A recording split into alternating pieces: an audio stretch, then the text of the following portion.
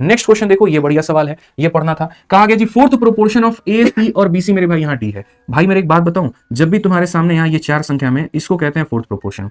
या यूं आसान लफ्जों में मैं तुम्हें बताऊं तो दुनिया में किसी भी संख्या का चतुर्थ अनुपाती को निकालने के लिए बीच के दोनों को पहले से भाग करना होता है, बीच के दोनों को गुना करके पहले से भाग करना होता है। तो इस सवाल में यहाँ पर क्या कहा गया, फोर्थ प्रोपोर्शन, पहली संख्या दूसरी संख्या इसका ये है, यानी ये जो चतुर्थ अनुपात होता है, ये जो चतुर्थ अनुपात होता है, बीच के दोनों को गुना करो, बीच के दोनों को गुना करके पहले से भाग। तो बीच के दोनों को गुना करोगे तो बीसी के स्क्वायर डिवाइडेड बाई ए, यानी डी का मान मेरे भाई यहाँ पर इतना होगा, बीसी स्क्वायर अपॉन में कितना होगा, ए होगा। अब आ जाओ यहाँ पर, कहा गया जी फोर्थ प्रोपोर्शन निकालिए फिर से इन तीन संख्याओं का, और तीन संख्याओं का फोर्थ अगर मिश्रा जी निकालना है तो फिर सभी कहें जिस भी संख्या का चतुर्थ अनुपात निकालना है बीच के दोनों को गुना करके किससे भाग करना है, पहले से। तो मेरे भाई जब हम इन दोनों को मेरे भाई गुना करेंगे, सी से हमारा सी खत्म हो जाएगा, इसको इससे भाग करो, तो इसको इससे भाग करो, इसका मतलब मेरे भाई क्या करो, एडी को मेरे भाई भाग करो, और किसके स्क्वायर से, तो बी स्क्वायर अपॉन में मेरे भाई किससे, तो ए से। आपको भी पता है बी सी स्क्वायर अपॉन ए किसका रोल निभाता है, डी का।